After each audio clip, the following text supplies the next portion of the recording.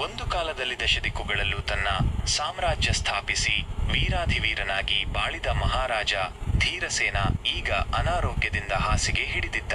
ಕೆಲವೇ ದಿನಗಳಲ್ಲಿ ಅವನ ಪ್ರಾಣಪಕ್ಷಿ ಹಾರಿ ಹೋಗುವುದರಲ್ಲಿತ್ತು. ಅವನಿಗೆ ಇಬ್ಬರು ರಾಣಿಯರಿದ್ದರು. ಹಿರಿಯವಳು ಸೂರ್ಯವತಿ ಮತ್ತು ಕಿರಿಯವಳು ಚಂದ್ರವತಿ.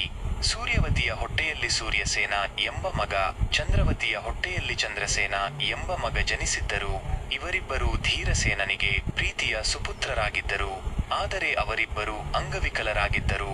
ಹಿರಿಯ ಮಗ ಸೂರ್ಯಸೇನನಿಗೆ 2 ಕಣ್ಣುಗಳು ಕಾಣುವುದಿಲ್ಲ ಹಾಗೂ ಕಿರಿಯ ಮಗನ 2 ಕಾಲುಗಳು ನಡೆಯಲಾಗದ ಸ್ಥಿತಿ ಇರುತ್ತದೆ. ಮಹಾರಾಜ ಧೀರಸೇನನಿಗೆ ತನ್ನ ಸಾವಿನ ಬಗ್ಗೆ ಒಂಚೂರು ಚಿಂತೆ ಇರಲಿಲ್ಲ. ಆದರೆ ತನ್ನ ಉತ್ತರಾಧಿಕಾರಿಗಳಾಗಿ ರಾಜ್ಯ ಆಳಬೇಕಾಗಿರುವ ತನ್ನ ಮಕ್ಕಳ ಪರಿಸ್ಥಿತಿ ನೋಡಿ ಆತ ಚಿಂತೆಗೀಡಾಗಿದ್ದ. ತನ್ನ ಕೊನೆಯಾಸೆ ಎಂಬಂತೆ ಮಕ್ಕಳಿಬ್ಬರನ್ನು ಬಳಿಗೆ ಬರಮಾಡಿಕೊಂಡ ಆತ ಪ್ರೀತಿ ಮತ್ತು ದುಃಖದಿಂದ ಮಕ್ಕಳಿಬ್ಬರ ತಲೆ ನೇವರಿಸುತ್ತಾ, ಮಕ್ಕಳೇ, ನೀವಿಬ್ಬರು ಅಣ್ಣ ತಮ್ಮಂದಿರು, ರಾಮಲಕ್ಷ್ಮಣರಂತೆ ಇರಬೇಕು. ಕಣ್ಣಿಲ್ಲದ ನಿನ್ನ ಅಣ್ಣ ಸೂರ್ಯಸೇನನಿಗೆ ನೀನೇ ಕಣ್ಣಾಗಿರಬೇಕು.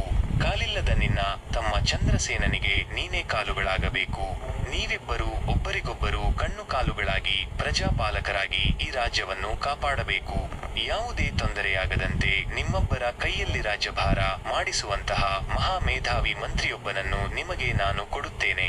ಇದೇ ನಾನು ತಂದೆಯಾಗಿ ನಿಮಗೆ ಕೊಡುವ ಮಹಾ ಕಾಣಿಕೆ ಎಂದು ಬುದ್ಧಿ ಹೇಳಿ ಧೈರ್ಯ ತುಂಬಿದ. ರಾಜ್ಯಕ್ಕೆ ಮೇಧಾವಿ ಮಂತ್ರಿಯೊಬ್ಬನನ್ನು ನೇಮಿಸಿಕೊಳ್ಳಲು ನಿರ್ಧರಿಸಿದ ಮಹಾರಾಜ ಬುದ್ಧಿವಂತರು ನೇರ ಸಂದರ್ಶನಕ್ಕೆ ತಕ್ಷಣ ಬರುವಂತೆ ಡಂಗೂರ ಸಾರಿಸಿದ. ಮಂತ್ರಿಯಾಗುವ ಆಸೆಯಿಂದ ಬಹಳಷ್ಟು ಮಂದಿ ಸಂದರ್ಶನಕ್ಕೆ ಹಾಜರಾದರು. ಅವರೆಲ್ಲರಿಗೂ ಧೀರಸೇನ ಪರೀಕ್ಷೆಯೊಂದನ್ನು ಇಟ್ಟು ಅಲ್ಲಿ ನೋಡಿ. ಅದೊಂದು ಕತ್ತಲೆಯ ದೊಡ್ಡ ಕೋಣೆ. ಯಾವ ವಸ್ತುವಿನಿಂದಾದರೂ ಸರಿಯೇ ಅದರಿಂದ 10 ನಿಮಿಷಗಳಲ್ಲಿ ಆ ಕೋಣೆಯನ್ನು ತುಂಬಿಸಬೇಕು. ಹೀಗೆ ತುಂಬಿಸಿದ ವ್ಯಕ್ತಿಗೆ ನನ್ನ ರಾಜ್ಯದ ಮಂತ್ರಿ ಸ್ಥಾನ ನೀಡುತ್ತೇನೆ ಎಂದ.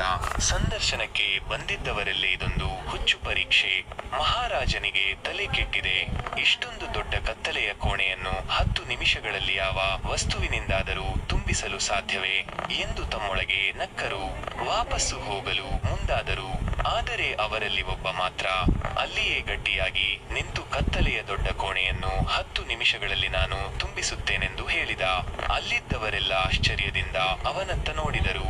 ತಕ್ಷಣವೇ ಆತ ಕತ್ತಲೆಯ ದೊಡ್ಡ ಕೋಣೆಯ ಮಧ್ಯದಲ್ಲಿ ಒಂದು ದೀಪ ಹಚ್ಚಿಟ್ಟ.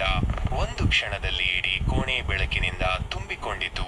ಅವನ ಮೇಧಾವಿತನಕ್ಕೆ ಮೆಚ್ಚಿದ ಮಹಾರಾಜ ಧೀರಸೇನ ಅವನಿಗೆ ಮಂತ್ರಿ ಪಟ್ಟ ನೀಡಿ ತನ್ನ ಮಕ್ಕಳಿಬ್ಬರನ್ನು ಅವನ ಕೈಗೆ ಕೊಟ್ಟು, ಈ ಮೇಧಾವಿ ಮಂತ್ರಿ ನನ್ನ ಮಕ್ಕಳನ್ನು, ಮಕ್ಕಳಂತಿರುವ ನನ್ನ ಪ್ರಜೆಗಳನ್ನು, ನನ್ನ ಮಹಾ ಸಾಮ್ರಾಜ್ಯವನ್ನು ಕಾಪಾಡಲು ಅತ್ಯಂತ ಸಮರ್ಥನಿದ್ದಾನೆ ಎಂಬ ಸಂತಸದೊಡನೆ ನಿಶ್ಚಿಂತೆಯಿಂದ ಪ್ರಾಣಬಿಟ್ಟ.